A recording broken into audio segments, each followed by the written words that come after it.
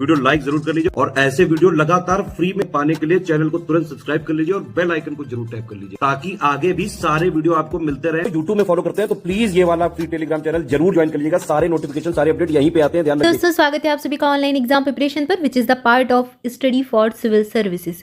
दोस्तों आज के वीडियो में हम देखने वाले हैं कि जो स्टडी फॉर सिविल सर्विसेज का कंटेंट है वो कितना बेस्ट कंटेंट है और यहाँ से किस प्रकार से प्रश्न पूछे जाते हैं सीधे तौर पर एग्जाम में। स्टडी फॉर सिविल सर्विसेज के कई सारे इनिशिएटिव चलते हैं, जैसे कि पेड बैचेस चलते हैं और पेड बैचेस में पेड क्विज चलते हैं, आपको पेड नोट्स मिलते हैं। तो एक तो आपका पहली चीज़ हो गई कि आपको नोट्स दिए जाते हैं प्रॉपर, बिल्कुल लेटेस्ट ट्रेंड के अकॉर्डिंग, पैटर्न के अकॉर्डिंग, सिलेबस के अकॉर्डिंग और बिल्कुल पॉइंट टू पॉइंट जैसे सिलेबस में रिक्वायर्ड होता है, एग्जाम की रिक्वायरमेंट के हिसाब से कुल मिला के आपको नोट्स मिलते हैं। इसके अलावा यहाँ पर क्विज़ लगातार लगवाए जाते हैं, पेड क्विज़ भी लगाए जाते हैं, फ्री क्विज़ भी लगवाए जाते हैं सारे बच्चों को, और वीडियो तो बिल्कुल फ्री रहते हैं, सभी के लिए फ्री रहते हैं। पर यहाँ पर फ्री और पेड दोनों की बात कर रहे हैं। स्टडी फॉर सिविल सर्विसेज का जो कंटेंट होता है उसकी बात कर रहे हैं। तो चाहे वो फ्री हो, यूट्यूब पर आपको जो अवेलेबल होता है, पेड मटेरियल के ही फ्री वीडियोस रहते हैं, सबके लिए बिल्कुल फ्री कंटेंट रहता है स्टडी फॉर सिविल सर्विसेज का। और ये एकमात्र ऐसा चैनल है यूट्यूब का जिस पर फ्री कंटेंट आपको मिलता है। और क्विज़ लगते हैं, टेलीग्राम पर लगातार क्विज़ लगवाए जाते हैं। इसके अलावा जो पेड क्विज़ होते हैं उनके भी वीडियोस अवेलेबल होते हैं लगातार हर एक सब्जेक्ट के, और एग्ज़ाम के अकॉर्डिंग भी समय समय पर आपको मिलते रहते हैं। इसके अलावा तीसरी चीज़ आपके लिए टेस्ट सीरीज़ लगवाई जाती है एग्ज़ाम के टाइम पर, या फिर लगातार ही लगवाई जाती है। जो टेस्ट सीरीज़ होती है सब्जेक्ट के अकॉर्डिंग, सब्जेक्ट वाइज होती है, और एक फुल लेंथ टेस्ट भी होते हैं। तो ये सारी दो तीन चीज़ें जो रहती हैं, दो तीन सेक्शंस रहते हैं, पर जितने भी फ्री और पेड इनिशिएटिव चलते हैं उनमें क्या क्या मटेरियल आपको बेस्ट मिलता है और एग्ज़ाम में उसका परफॉर्मेंस कैसा है वो आज मैं आपको दिखाने वाली हूँ। बहुत ही मज़ा आएगा आपको देखने में, क्योंकि जो यूपीपीएससी का ये दिखा रहे हैं, आपको प्रश्न दिखाएंगे यूपीपीएससी के जो सीधे तौर पर 120 से 125 यानी कि इतनी बड़ी मात्रा में जो प्रश्न है स्टडी फॉर सिविल सर्विसेज के कंटेंट से फंस गए थे।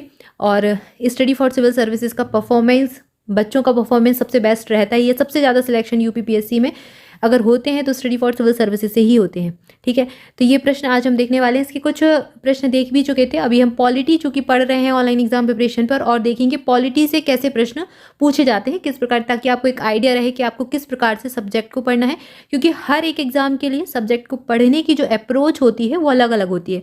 जैसे आप यूपीएससी की तैयारी करेंगे तो बहुत अलग तरीके से पढ़ेंगे, किस प्रकार के प्रश्न आते हैं उसी आधार पर पढ़ा जाता है। और अगर आप स्टेट सर्विसेज की प्रिपरेशन कर रहे हैं और स्पेशली यूपीपीसीएस की प्रिपरेशन कर रहे हैं, प्रीलिम्स के लिए कर रहे हैं तो उस हिसाब से पढ़ेंगे, और मेंस के लिए पढ़ रहे हैं तो अलग हिसाब से पढ़ेंगे। तो एग्जाम की एक अप्रोच होती है जो आपको पीवाईक्यू लगाकर ही पता चलती है, प्रीवियस ईयर के जो क्वेश्चंस होते हैं उनको लगाकर पता चलती है।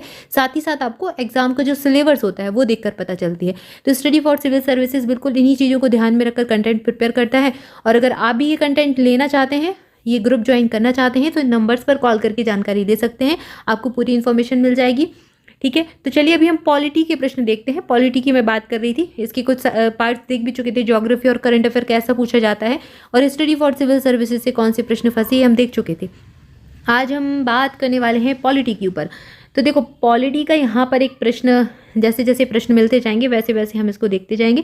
पहला प्रश्न यहीं पर है, ये एक रहा प्रश्न पॉलिटी का। तो ये प्रश्न पूछा गया था। अब यहाँ पर आपको जो है एक मिलान करने के लिए दिया गया था, सूची को क्रम से लगाना था। अब यहाँ पे ये दिया गया है, दो सूचियाँ दी गई हैं, सूची 1 और सूची 2, और ये अनुसूची से प्रश्न पूछा गया है। संविधान है जो हमारे संविधान में 12 अनुसूचियाँ हैं, तो कौन सी अनुसूची में किस विषय के बारे में बताया गया है ये पूछा गया था।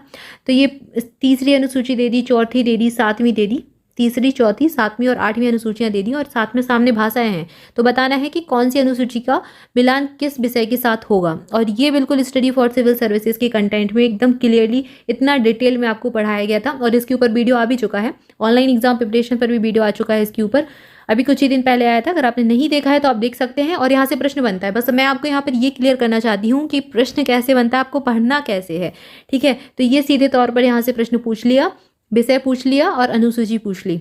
अब यहाँ पर अनुच्छेद नहीं पूछा है, लेकिन नेक्स्ट टाइम पर अनुच्छेद भी पूछ सकते हैं, तो आपको ये सारी चीज़ें भी थोड़ा सा पढ़कर जानी है। इसके बाद अगला प्रश्न जो यहाँ से आया, ये समितियों से पूछ लिया। पंचायती राज में कुछ समितियां हैं, और इसके ऊपर भी पूरा एक वीडियो आ चुका है, ऑनलाइन एग्जाम प्रिपरेशन पर आपको मिल जाएगा। अगर नहीं देखा है तो देख सकते हैं। यहाँ से प्रश्न पूछा है, देख लीजिए, ये प्रश्न सीधे आया है यूपीपीएससी के प्री में। ये 2022 का पेपर है, ज़्यादा पुराना पेपर नहीं है, पिछले ही साल का 2022 का ही पेपर है, लास्ट जो एग्जाम हुआ था। तो यहाँ पर ये तीनों चारों समितियां दे दी और उनमें कौन सी समिति कब नियुक्त की गई ये पूछा है। तो ये दी गई है, सीधी सीधी आपको समिति दी गई है, कब गठन इनका किया गया और इनसे संबंधित जो जानकारी है जो आपके एग्जाम के लिए रिक्वायर्ड है, सारा कुछ आपको यहाँ पे मिलेगा। ये है सारी समिति आपको मिल जाएंगी जो यहाँ पर ऑप्शंस में दी गई हैं। ठीक है, इसके बाद अगला जो प्रश्न यहाँ पर पूछा गया, अब यहाँ पर क्रम से लगाने को पूछा गया और क्रम से भी ऐसे नहीं कि अनुच्छेदों के अकॉर्डिंग लगाना है, ये लगाना है, आपको विषय दे दिया, क्रम के अकॉर्डिंग संविधान में लगाना है। जैसे संविधान में दिया गया तो संघ और उसका कार्यक्षेत्र आपको यहाँ पर दिए, मौलिक कर्तव्य दिए, तो ये तो मौलिक कर्तव्य बाद में आ जाएंगे, उसके पहले नागरिकता आ जाएगी, फिर राज्य की नीति निर्देशक तत्व, तो ये आपको संविधान और उनसे संबंधित अनुच्छेद, ये अभी वीडियो ये भी अभी लेटेस्ट ऑनलाइन एग्जाम प्रिपरेशन पर कुछ दिन पहले ही आया था, तो अगर आपने नहीं देखा है तो उसको भी देख लीजिए, क्योंकि यहाँ से भाई प्रश्न पूछा गया है और आगे भी पूछा जा सकता है, तो जरूर प्रिपेयर करके जाएं।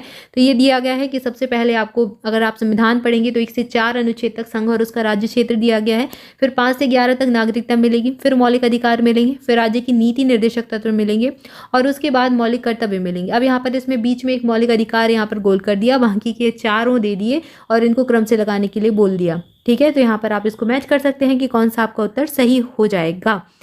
यहाँ पर एक प्रश्न ये आया कि जो यहाँ पर भी ये मिलान ही करना है, लोकसभा और चुनाव का वर्ष, 13वीं लोकसभा का चुनाव कब हुआ, 11वीं कब गठित हुई, 9वीं लोकसभा कब आई और 7वीं कब आई, तो ये बताना है।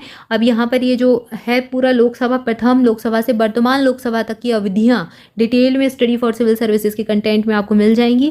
तो ये 7वीं हो गई, 9वीं हो गई, 11वीं और 13वीं, यहाँ से आप इसकी डेट देख सकते हैं आराम से। तो ये प्रश्न आपका जिन्होंने भी पढ़ा होगा, जिन बच्चों ने, उनका सही हो गया होगा, उनसे बन गया होगा। इसके बाद मौलिक कर्तव्य से प्रश्न आया, मौलिक कर्तव्य कौन सा नहीं है ये पूछा गया है। तो अगर आप पूरे मौलिक कर्तव्य अच्छे से पढ़ लेंगे, ठीक है, तो आपको बन जाएगा। 11 मौलिक कर्तव्य होते हैं, 11 के 11 आपको याद होने चाहिए। तो इस पर अभी हम पढ़ेंगे इसको, अभी ये वाला टॉपिक नहीं हुआ है ऑनलाइन एग्जाम प्रिपरेशन में, तो आगे अभी हम इसको देखने वाले हैं। और यहाँ पर ये हमने प्रश्न देखा, तो ये इस प्रकार से प्रश्न पूछे जाते हैं, आगे जो मिलेंगे तो मैं आपको बताऊंगी, अभी तो फिलहाल इतना ही दिख रहा है। ठीक है, तो इस हिसाब से आपको पढ़ना है, ये सारी चीज़ें ही। इस वीडियो को बनाने का उद्देश्य यही था ताकि आपकी अप्रोच सही हो सके। आप जिस प्रकार से एग्जाम की तैयारी कर रहे हैं, अगर आप यूपीपीएससी प्री के लिए तैयार कर रहे हैं या फिर आप आरओ की प्रिपरेशन कर रहे हैं, तो आपको अप्रोच इस प्रकार से रखनी है। पेपर कुछ बहुत ज़्यादा मुश्किल चीज़ें नहीं पूछी जाती हैं, लेकिन ज़रूरत है सही पढ़ने की और एग्जाम के अकॉर्डिंग पढ़ने की, और वो आपको मिलेगा यहाँ पर। तो जुड़े रहें ऑनलाइन एग्जाम प्रिपरेशन के साथ। चैनल को सब्सक्राइब जरूर कर लें, वीडियो को लाइक जरूर करें ताकि ज़्यादा से ज़्यादा बच्चों तक ये वीडियो पहुँच सके और सभी को अच्छा कंटेंट मिल सके। Thank you so much.